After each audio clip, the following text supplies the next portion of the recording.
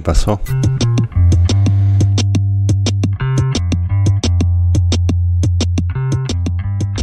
Ya empezaste, ¿no? Empezaste esta semana. ¿Y qué tal? Bueno, estoy teniendo como miedos, un poquito ahí de síndrome de impostor, pero distinto, porque otras veces era claramente síndrome de impostor.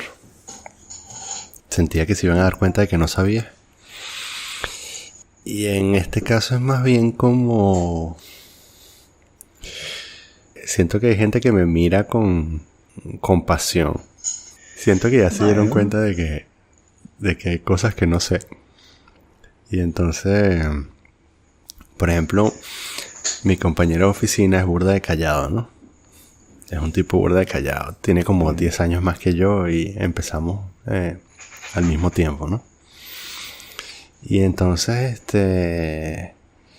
y digamos que nosotros hacemos trabajos complementarios, aunque él pareciera ser, no sé, me da la impresión de que por razones políticas él también lo está empujando a ser parte de lo que voy a hacer yo, ¿no? Como que él va a hacer su trabajo y de alguna manera va a ser como un backup en caso de que yo no sepa hacer lo que tengo que hacer, ¿no? Esa es la impresión que me da.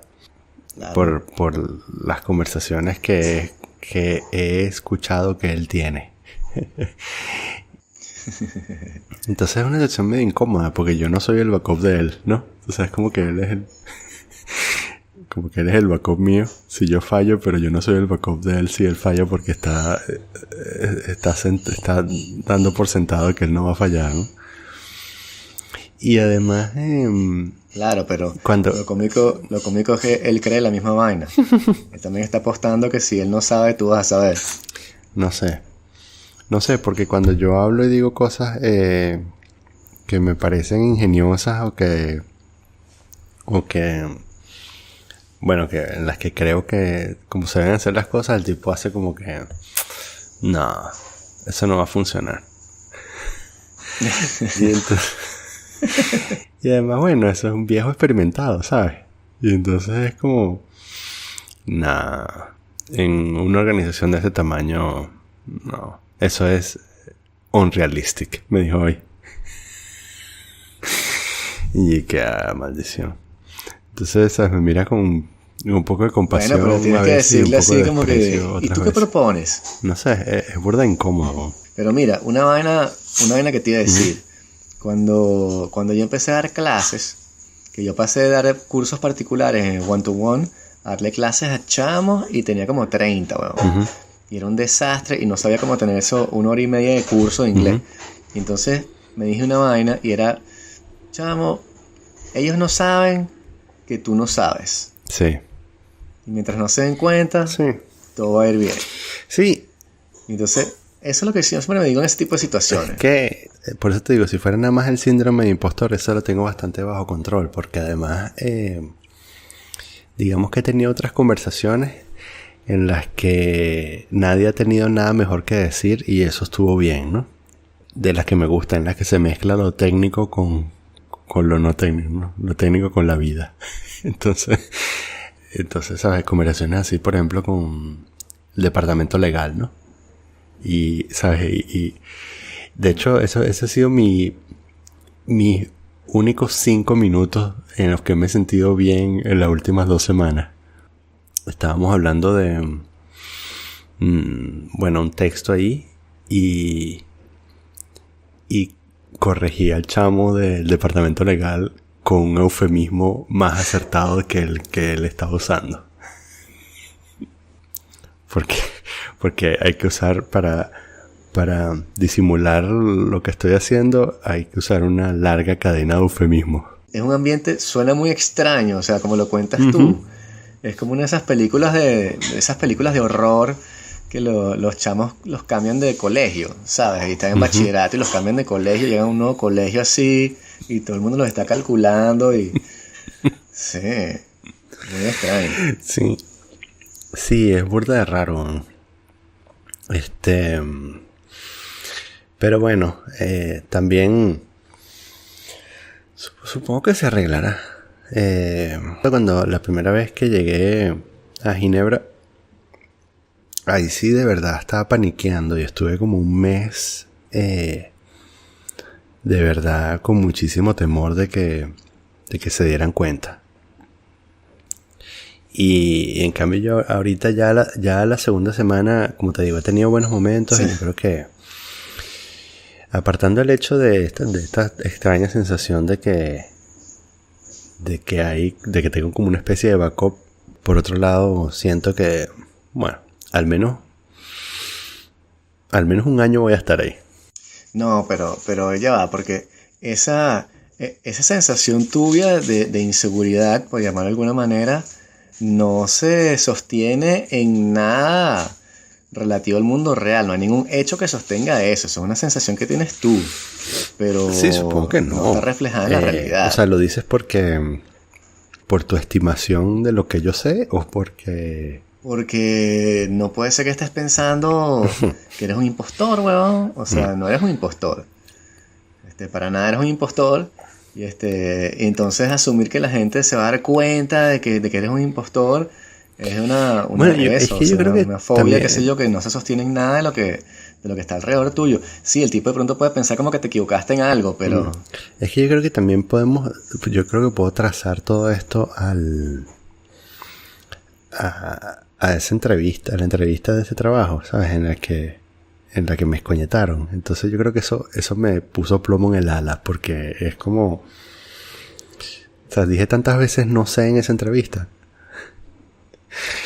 que yo creo que eso contribuye a sentirme raro. Víctima de su sinceridad. Sí, y a que también... Bueno, en estas 2 semanas... he guardado silencio en varias conversaciones y he salido corriendo a googlear un montón de cosas. Y he aprendido sobre la marcha cosas que supuestamente ya debería saber. Todas esas cosas en las que asentí durante la reunión, las googleé y ahora las sé, lo cual me hace sentir como Neo en Matrix, ¿no? Así como, ahora sé Kung Fu. Claro. Pero por otro lado digo, mierda, o sea, las primeras 2 semanas... Bueno, y esta gente está contando, o sea, está hablando conmigo esto como asumiendo que yo lo sé, ¿no? Sí, pero tranquilo, que dentro de poco llega el cheque, y cuando llegue el cheque se te acaban todas esas consideraciones y vuelves a entender por qué estás ahí. Tú sabes, justamente estaba pensando eso hoy, que de hecho hace minutos estaba pensando eso, porque temía que me preguntaras algo sobre el trabajo. Y lo que te iba a responder originalmente, antes de responderte todo lo que te acabo de decir, es coño, no sé, chamo, yo creo que es raro, me siento raro porque no me han pagado.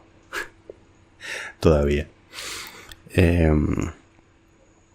Pero sí, yo creo que el cheque también va a aliviar algunas cosas. También, bueno, es eso, es que estar nervioso también me hace cagarla más, entonces, ¿sabes? Como que la cago en conversaciones sin querer. Así como que, ¿sabes? Digo cosas que... O sea, me equivoco. Incluso sí. Me equivoco hablando inglés, ¿sabes? Así como en tiempos verbales. Así como... Que después digo, marico, ¿qué te pasa? ¿Te dio un retraso mental momentáneo o qué? No, bueno, me estaba leyendo un libro, chamo.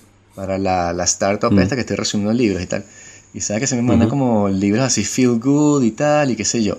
Sí. Entonces trataba sobre cómo conseguir sentido en tu vida. Y entonces era bastante interesante porque empezaba diciendo que el sentido de la vida no es ser feliz. Que si tú te ubicas en ser feliz y tal, siempre te vas a caer porque siempre vas a estar triste en algún momento. Sí. Pero si le das sentido a tu vida, entonces tienes una sensación de plenitud y tal. Y entonces decía, ¿cómo hacer eso, no? Y había diferentes componentes. Uno es que tienes que tener una sensación de que perteneces, to belong. Sí. Y entonces la tipa decía, por ejemplo, que si tú ibas al trabajo y entonces le dices hola al tipo del parking, el ascensorista o el que barre, y tienes una conversación con ella, te vas como sintiendo parte de la cosa y empiezas a entender por qué estás haciendo lo que estás haciendo. Sí.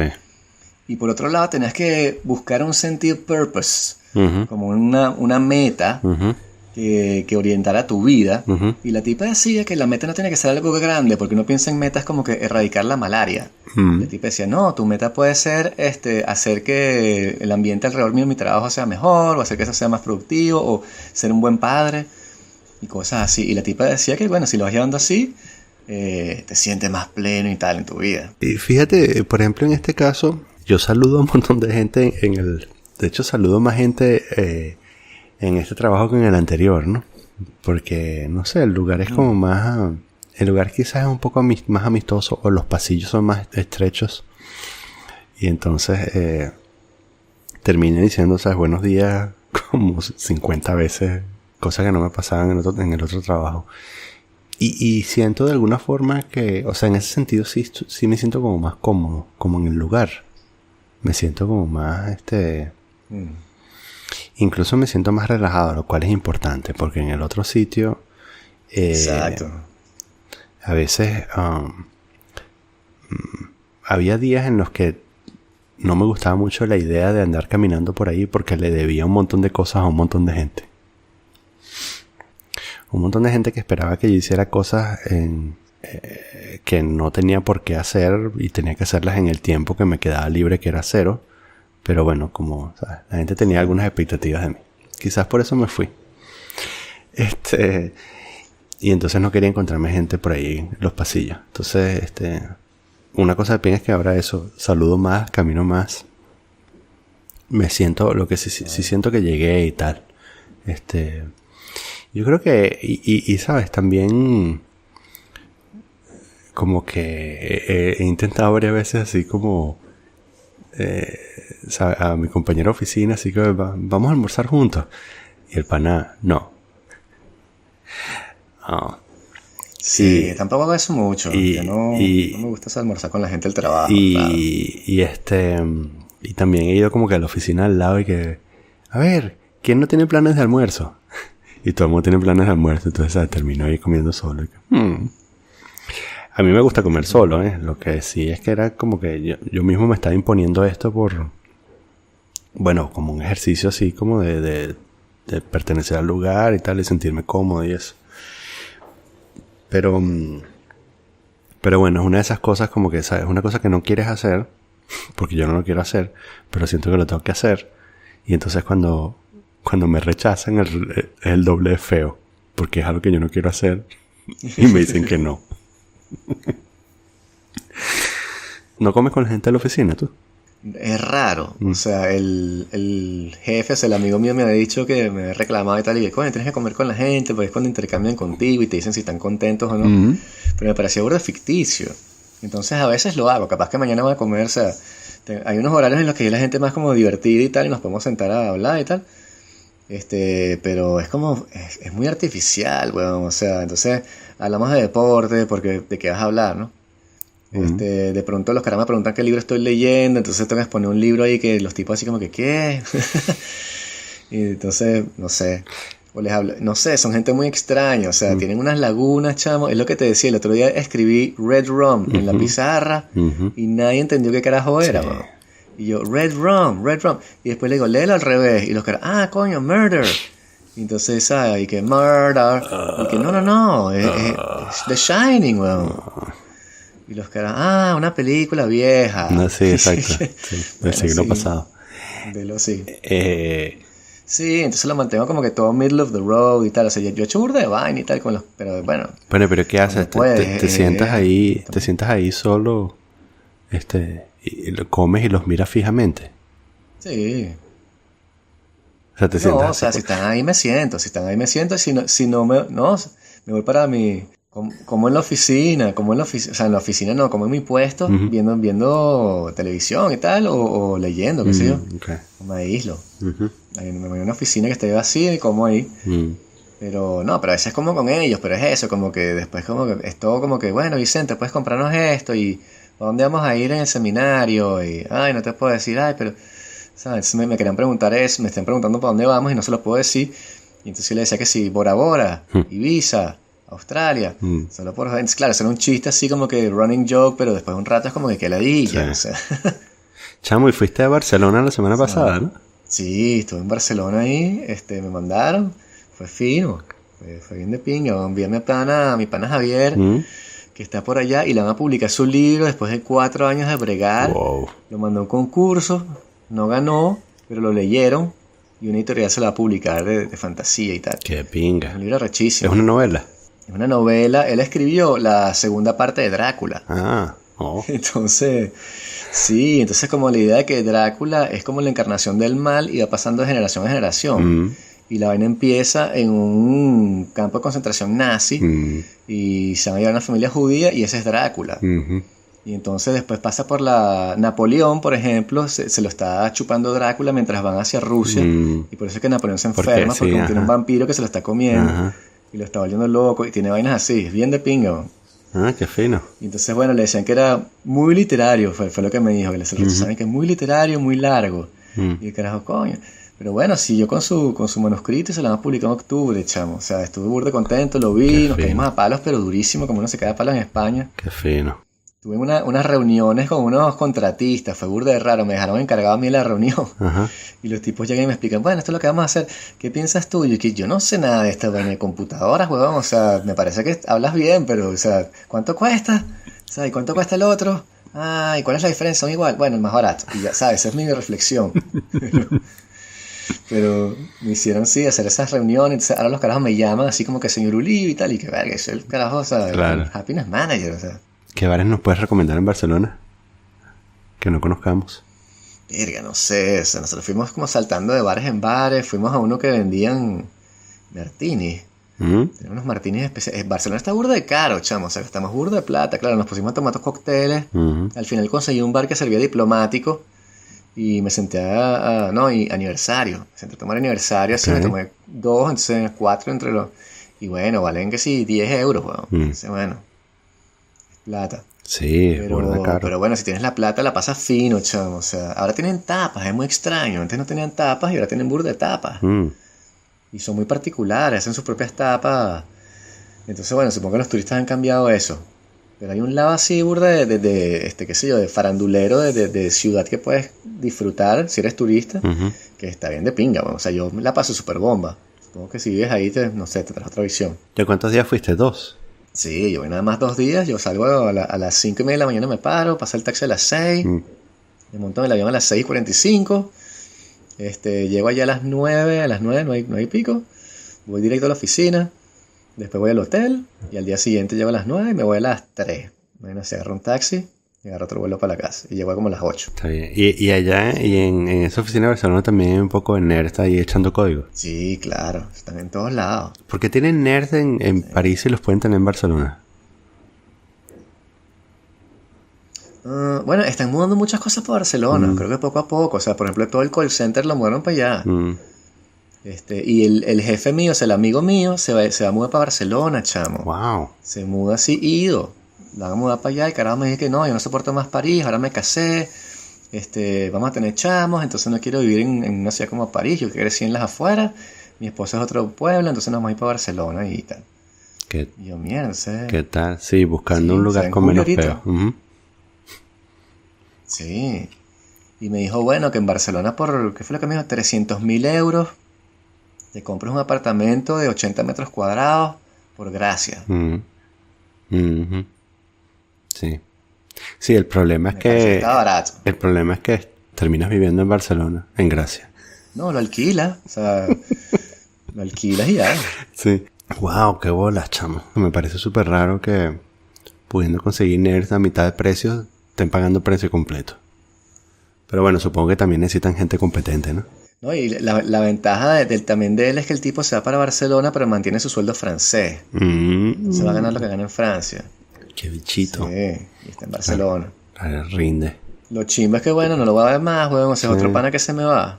No, mis panas como que se van de París, no sé por qué. Chimbo. Mira, tengo 3 días sin ni siquiera abrir Twitter ni Facebook, weón. Wow. Nada, cero. Wow. Sí. O sea, ni siquiera viéndolo a través de la web. No, llega el punto que me tengo que recordar como que, coño, es verdad que no he consultado Twitter. Es verdad que no es verdad Entonces, que bueno, desarrollé otros esquemas. Sí, lo que hago es que, porque yo antes consultaba Twitter con las revistas, tenía unas listas, Ajá. que si revistas, autores que sigo y tal, y qué sé yo, y ahí lo veía. Y ahora nada, volví old school así a meterme en Google y poner www.consequenceofsound y leer una página completa y después leer el New York Times y ¿sabes? El New Yorker y el The Economist y uno por uno. Escribes http // Chamo, yo tengo desde que te dije 2 días, creo que tengo 2 días, que desinstalé, porque eso, desinstalé Twitter y lo volví a instalar, ¿no? Me caí de la carreta, hace 3 días, pero hace 4 días, pero luego, sí, tuve uno de esos momentos así de ¿qué hago yo leyendo esto? Y lo desinstalé. ¿Pero por qué lo volviste a instalar en primer lugar? Lo volví a instalar. O sea, ¿lo desinstalaste? Ok. Sí, es que eso lo debía desinstalado en un momento de salud mental. Además pensando, bueno, estoy empezando este trabajo, tengo que ponerme serio y tal. Y luego, no sé, creo que fue algo algo pasó en Twitter, creo que incluso con el podcast, no sé, o quería promocionar el podcast, o sea, una de estas excusas chimbas, ¿no? Y entonces lo instalé. Te metes en la página web, es lo que hago yo. Te metes en la página web así, www.twitter. Sí, sí. ¿Qué más? Y bueno, y entonces lo instalé y después, claro, estuve ahí un par de días como enchufado. Además, ni siquiera discutiendo con gente, sino, ¿sabes? Tú sabes, enchufado, leyendo vainas, leyendo noticias y tal, y viendo el comentario de la gente y haciendo comillas, comentarios ingeniosos. Y entonces, y bueno, luego llegó un momento en el que dije, no, pana. Bueno, que coincidió con estos carajos este carajo que nos baneó, que no sé qué, que baneó a mi usuario en el Reddit de Venezuela por andar compartiendo episodios de ¿qué más, no? ¿Cómo? Ah, perdón, claro, tú no estás en Twitter. No. A mi usuario de Reddit lo banearon en el Reddit de Venezuela por andar compartiendo los episodios de ¿qué más? De este podcast. Y creo que fue... ¿En serio? Sí, el último que compartí no fue el de Gina, sino el que vino. No. El que vino antes de Gina, que no me acuerdo cuál fue. El de Iria. No, antes de Gina. O sea, hace como hoy, 2 episodios atrás, no sé, X. Creo que era quizás el del trabajo nuevo, qué sé yo. Alguien comentó abajo, pero ¿a quién coño le interesa la vida de estos 2 carajos? Y que, exacto, de eso se trata. De que no te interesa. Claro. O sea, lo oyes porque no te interesa. Y entonces, bueno, fui a compartir el de Gina y la broma me rebotó y me dijo que no. Y entonces, que no podía publicar porque había sido baneado por spammer. Entonces, spammer. Sí, bueno, porque en eso sí es, bastante acertado, porque al final esto es lo que hacemos, ¿no? Spameamos durante 1 hora el internet. No somos los únicos. Y no somos los únicos de ser los que inventamos el spam. No, para nada. Y entonces, bueno, eso, me metí en Twitter como para... porque me parecía... Primero me parecía... injusto. O sea, mira, o sea, me parece que... O sea, normalmente cuando yo compartía esas cosas en el canal de Venezuela, yo le daba un giro siempre a, ¿sabes? 2 amigos venezolanos hablan sobre, o sea, siempre le daba como que trataba de anclar el contenido del episodio con el hecho con el país, ¿no? Entonces, bien sea porque estamos entrevistando ¿sabes? Estamos entrevistando a Alec Boyd y eso es bastante fácil de anclar. Sí. O porque simplemente tú y yo estamos hablando paja, ¿no? Entonces, pero bueno, siempre trataba de poner el filo, ¿no? Venezuela. Y bueno, es un podcast, además, ¿sabes? ¿Cuánta gente comparte podcast ahí en ese canal, en ese Reddit? Creo que pocos. Y al final yo iría a ese sitio a buscar podcast. Esa es una de las cosas que yo haría. Me metería en ese Reddit a ver si alguien publica un podcast. Eso es lo que haría yo. Entonces, bueno, y por eso empecé a compartirlo ahí. Ahora, si tú eres moderador de ese Reddit y te parece que eso es spam y bloqueas a quien lo está compartiendo, me parece que tú eres bien mamagüevo. No, lo que me parece extraño es que no es una línea que está claramente delimitada, porque si el criterio es que esto que estamos haciendo es spam, Sí. entonces que alguien me explique si el podcast de Alex Jones con Eddie Bravo y Joe Rogan Sí. no es spam. Sí. Y ese es uno de los podcasts más escuchados en la historia del mundo. Sí. Quizás ese tiene más de spam por todas las mierdas que vende Alex Jones, ¿no? Sí. Porque aquí, bueno, en este podcast, además de promocionar a Blanksy Video, no estamos vendiendo nada, ¿no? ¡Qué buen video! Y eso, número 1. Y número 2, me parece que era un logro de pinga. O sea, como que cerré o comencé la semana bien porque dije, bueno, fíjate, hice algo. Esta semana hice algo. ¿Sabes? Fui baneado Claro. en un Reddit. Viste la pelea en Twitter. Sí, entonces me metí en Twitter y puse esas dos cosas, ¿no? 1, bien mamacuevo, y 2, mi trabajo aquí está hecho, ¿no? Y entonces también estuve pensando, ¿sabes qué pasaría si alguien hace esto en Panfleto Negro? Quizás pero no en Panfleto Negro ahorita, sino en Panfleto Negro, ¿sabes? Hace 10 años, en la época en la que yo era muchísimo más mamacuevo de lo que soy ahora. Y, ¿sabes? Yo me sentiría bien o mal de alguien que compartiera a mí me parece que es un uso normal de la plataforma, ¿no? Si tú quieres, te haces un podcast y lo quieres compartir, está perfectamente bien. En fin, esa era como que la lógica que apliqué yo, ¿no? Y es así como que, bueno, también porque tengo ese asunto de que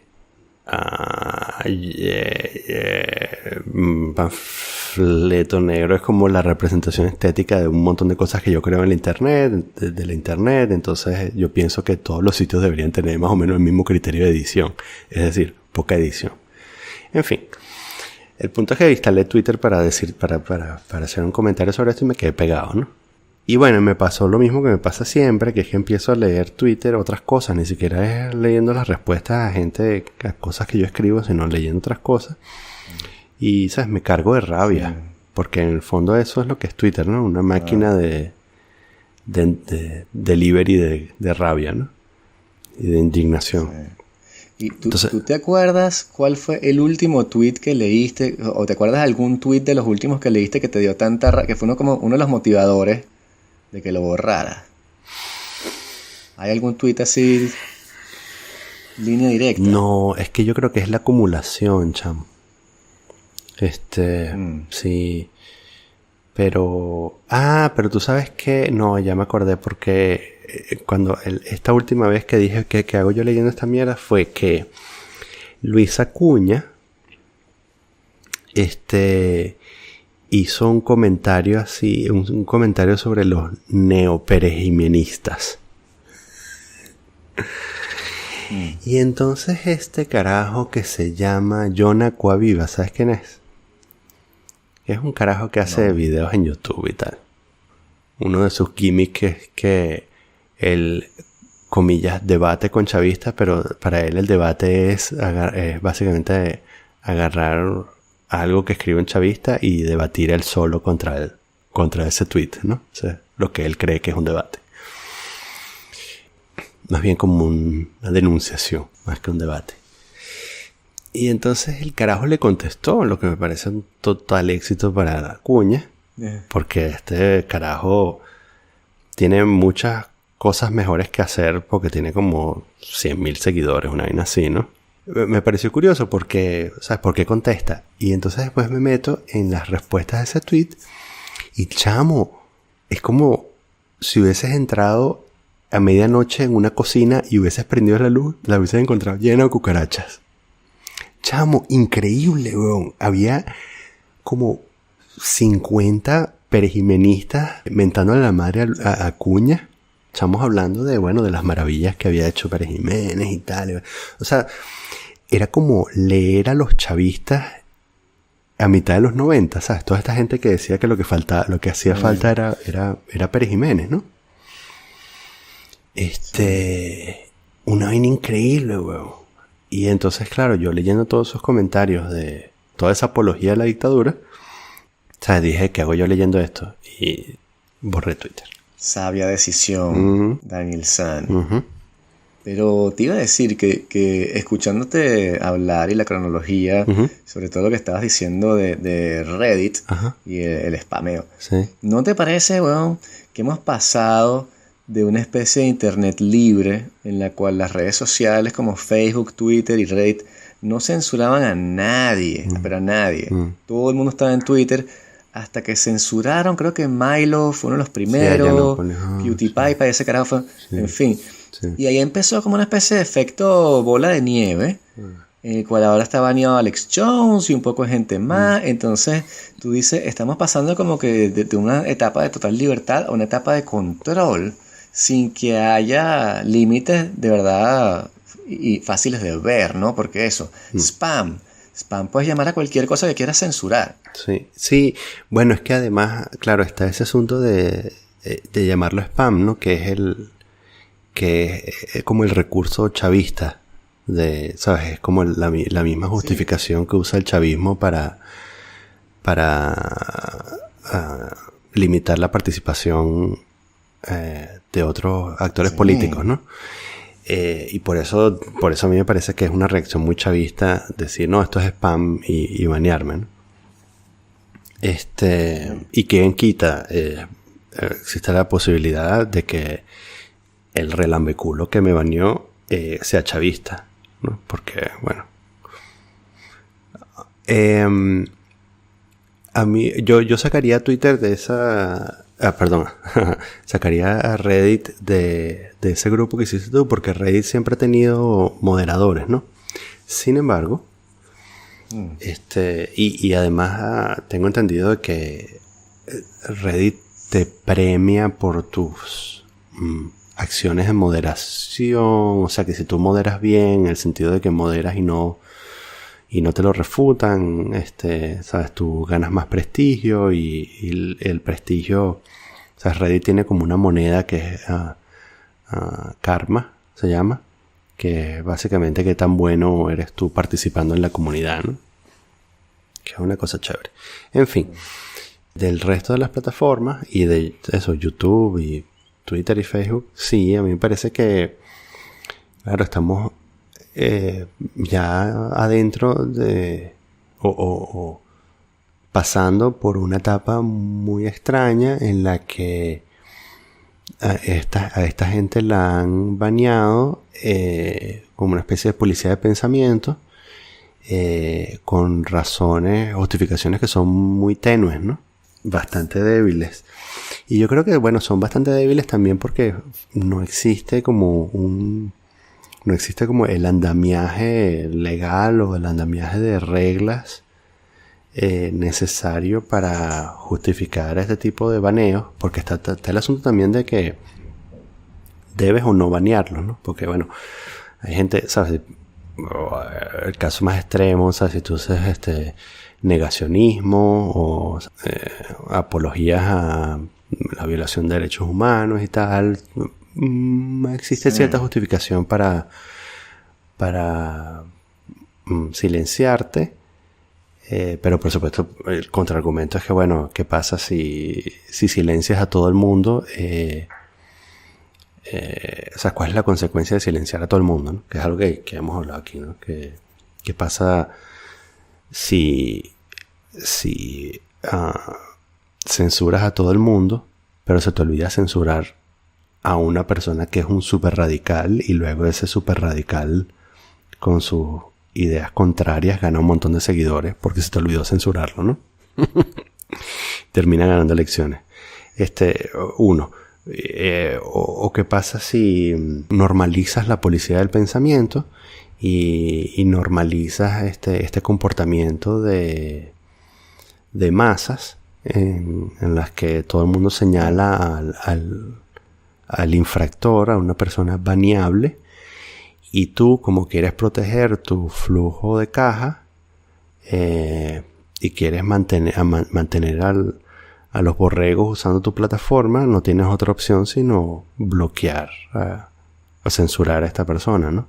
Demonetizarla y tal, ¿no? O sea, por otro lado, yo entiendo, pues la plataforma, o sea, al final Facebook es de ellos, ¿no? Facebook no es tuyo ni mío. Esto no es un servicio público.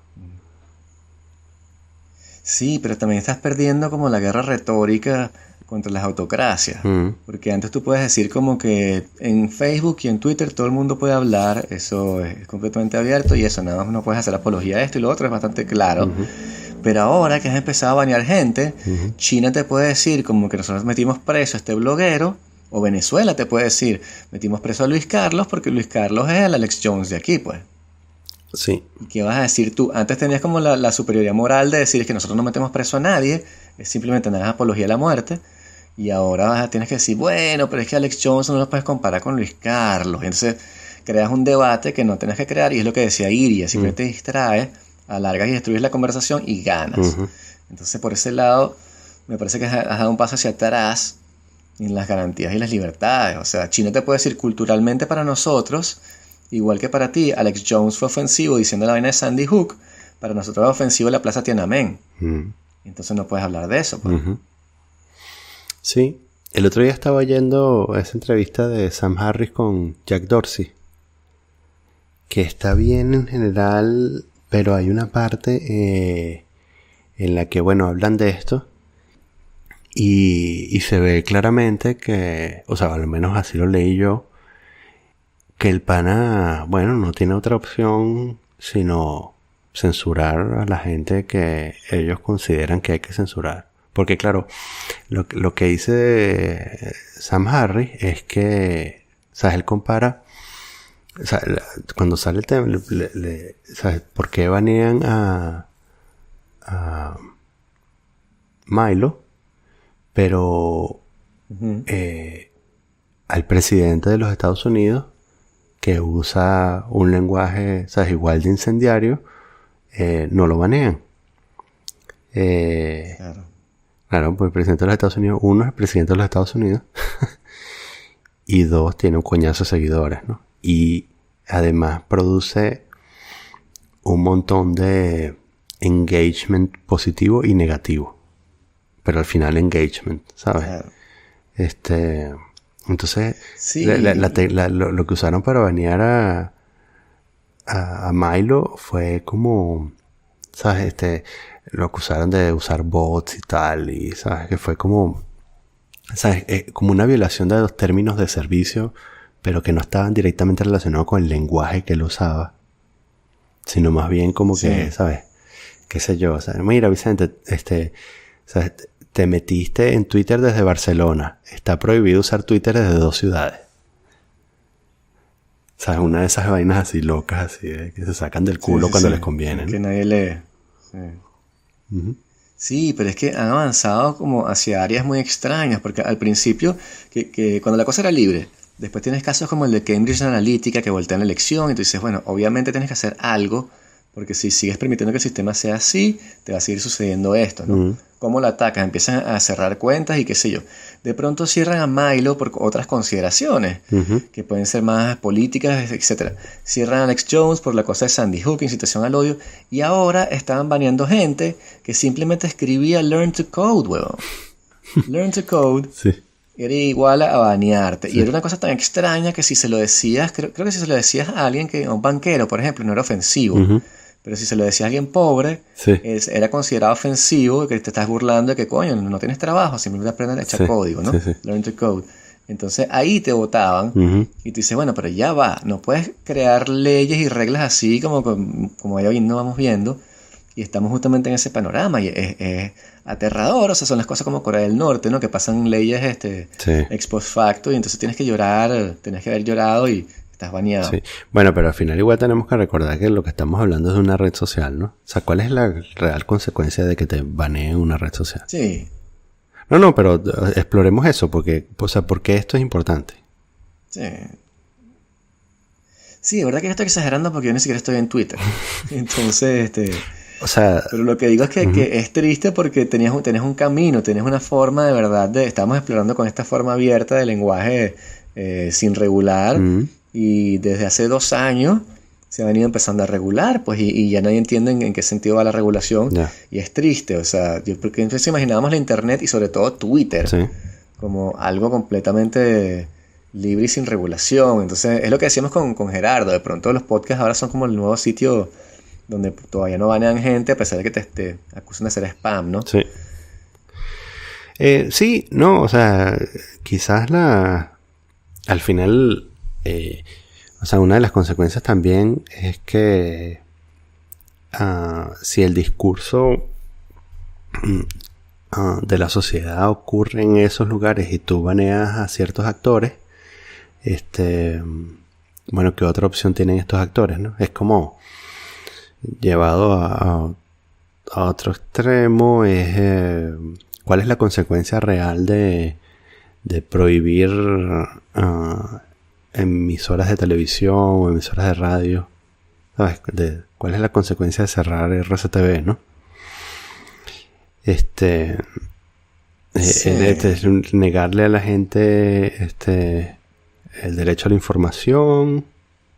O sea, porque también con eso estás violando también el derecho a la información del resto de los usuarios, ¿sí o no? Que es otra de las cosas discutibles, Sí, ¿no? es libertad de expresión, ¿no? Se supone que es libertad de expresión, te estás expresando en una plataforma que escuchan millones de personas y te están cortando la habilidad de comunicarte y expresarte. Supongo que sí, que lo puedes ver así en países como Estados Unidos. Bueno, que pero la es gente está un muy jardín conectada. cerrado y se reserva el derecho de admisión. Yo lo que digo es que también, pero eso, cuando se mezcla, o sea, cuando el espacio público migra del mundo físico al virtual estas plataformas son Sí. donde ocurre, donde se desarrolla el espacio público. De nuevo, quizás a mí lo que me parece más interesante no es necesariamente que tú limites la libertad de expresión de ciertas personas, sino que limites la libertad de informarse de la mayoría. O la Claro. exposición a ideas distintas. Sí. Sí. Porque no es a Porque una es sola cierto que persona que tanto estás Twitter afectando. como Facebook, mientras más autocrático es el país, como que más la gente se vuelca hacia las redes sociales y más los gobiernos tratan de controlarlo. O sea, en Francia a Macron no le importa mucho qué pasa en Facebook y en Twitter. Ujú. Eso hay unos servicios ahí que se encargan de regularlo y ya. Pero en Turquía Mm. no es lo mismo, ¿no? O sea, es mucho más supervisión. Y en Venezuela también, los chamos bueno, la millennial que estuvo por aquí, ella me contaba cómo usaban las redes sociales, era de verdad la forma de comunicar, porque estás encerrado en tu casa o es muy difícil, pues. Sí. Entonces, ella conocía mucha gente por Twitter. Mm. Entonces, bueno, supongo que también tienes el derecho de tener ese acceso y claro, es lo que decías tú. Yo también lo veo como que, bueno, si me botan de Twitter y Facebook es como que estaría donde estoy hoy. Ujú. Y sería de pingo, o sea, sería como que un problema menos. Sí. Pero de pronto no todo el mundo lo asume así, ¿no? ¿Ese sitio donde trabajas tú tiene Twitter? ¿Quién maneja ese Twitter? Sí. No, yo no sé quién lo maneja, pero tienen Twitter, tienen Facebook, tienen... Sí, Sí. como que alguien lo O ve. sea, no... O sea, no hay una persona así dedicada en la oficina a hacer eso y tal. Capaz en Barcelona, ¿no? No en la de París, creo que está en Barcelona, Sí, sí. Hay un seguro. tipo ahí que es como que jefe de media virtual, una vaina así. Ujú. Son dos. Y dos personas para esa huevona. Sí. Pero bueno, o sea, es complicado. Me van a poner a escribir contenido. Yo les dije, coño, quiero escribir contenido. Entonces, escribes tips así, tipo, van a hacer una especie de blog. Ujú. Muy cosas que puedes visitar por París y lo que ahora puedes hacer eso. Y que, mira, chamo, se te va esa vaina en 15 minutos. Sí. No te preocupes. Sí, pero va a ser así. Entonces, ¿sabes? Claro. Y además tienes Sí. que tener cuidado de no hacer Y todo referencia el que la gente resumen no entienda. el libro que estoy leyendo, que te estaba contando, hice el resumen todo en la oficina. O sea, en 3 días escribí 10 páginas de espacio simple. Eso es todo. Entonces, sí, es fino, me dan unos buenos reales así por otro lado y sigo escribiendo en inglés, de pinga. Sí. Sí, chamo, además que eso es un buen ejercicio. Yo ahorita estoy escribiendo burda de... No he echado una línea de código desde que llegué. Ajá. Y lo que estoy haciendo es leyendo y escribiendo email, weón. Ayer estuve 6 horas escribiendo un solo correo. Y no era necesariamente porque... Wow. No era necesariamente porque estaba procrastinando, sino porque bueno, había que usar el lenguaje correcto, ¿no?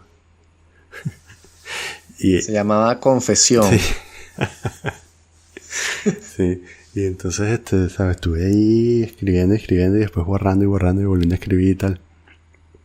Y eso ha sido más que todo lo que he hecho. Escribí correos o escribí documentos y tal.